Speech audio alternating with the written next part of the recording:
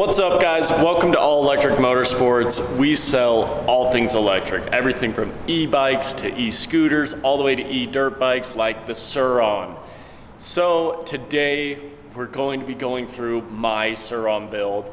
I just kind of finished it up a few weeks ago, but is it really finished? Probably not. We're probably going to add more stuff as we keep going and wanting to upgrade it more and more. So we're going to show you what its current state looks like and give you a quick tour. So let's do it.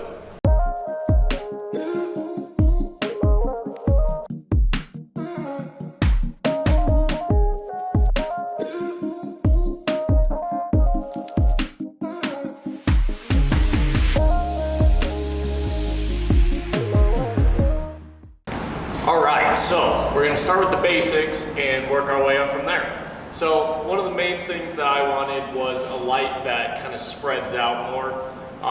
The stock one has a very focused beam, but I wanted one that would more spread out. It won't let me see as far, but let me see a little more closer. So I ended up going with this dual beam. It does have a yellow low beam and a white high beam. You can run them simultaneously if you want.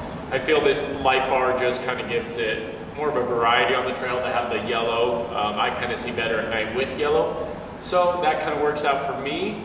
And then just the ability to turn it completely off, it was a big thing that I wanted. So that was the first thing. Next thing I did, for all you taller riders, you'll know this because you have it. It is the 3-inch handlebar risers. I went with the Pro Taper ones, but there's not a big difference between all of them. So I just went with the Pro Tapers, got the 3-inch risers. Now when I stand, it's a lot more comfy, so I don't feel like I'm always hunched forward. Then, continuing with my height issues, I went with the Warp 9 lowering kit. So it drops it down about an inch or two. Just kind of gets my leg from squatting like this to a little straighter. Just more comfy to ride. I feel I can ride longer times with that. So, and then I do have bigger foot pegs on the way. They're just not here yet, kind of thing. But this Warp 9 one is really easy to install, and I've really liked it so far. And the last thing, cosmetically, I went ahead and pulled my sticker kit. This is the 2023, so it does have the orange and black, but I like the murdered out look, so that's what I did. And that would be it for cosmetics, so let's jump into performance and the upgrades I did there. First thing I did, bigger rear sprocket. I went up to the 58T. I feel it's kind of that good mid-ground where you still get a noticeable difference of torque, but not lose all of your top end. So I went with the 58 tooth, and then I changed over to a black chain. The black chain was just for going for that blackout look, I guess, but the 58 tooth is kind of that perfect in the middle for me, where this bike I can still get going 55 miles an hour, but all the way up till 10 miles an hour, if I hit that throttle, it's throwing up on its own pretty easily. So this was kind of a must for almost anybody that wants to just get a little more torque out of them. That's the easiest, cheapest way to do it. Recommend it all day. Now that I've got more torque, you can see already that I've added the BAC 4000 just so I can have that extra oomph and really let this thing open up and get to its full potential.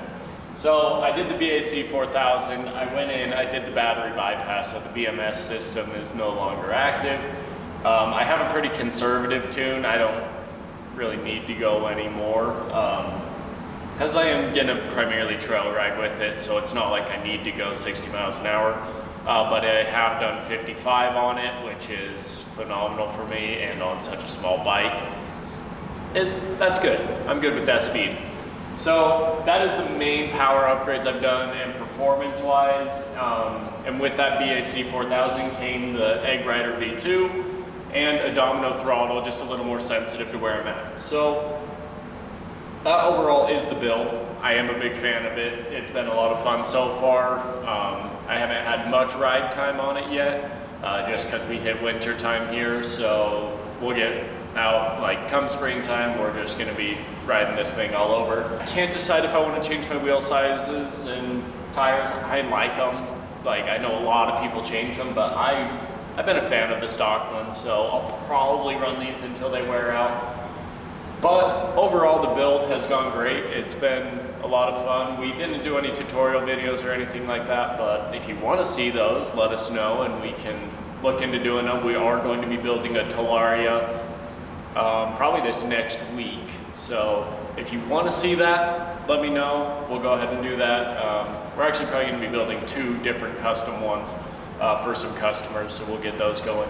But this is my personal build. It's an absolute blast. It is so torquey, throws wheelies like no other, and hopefully we'll find a way to get you on some trail rides with us, whether like through the GoPro kind of thing, and let you see all these rides.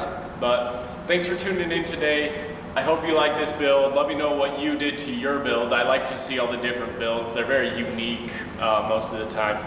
So let me see what you got. We'll see you guys in the next one. Be sure to subscribe.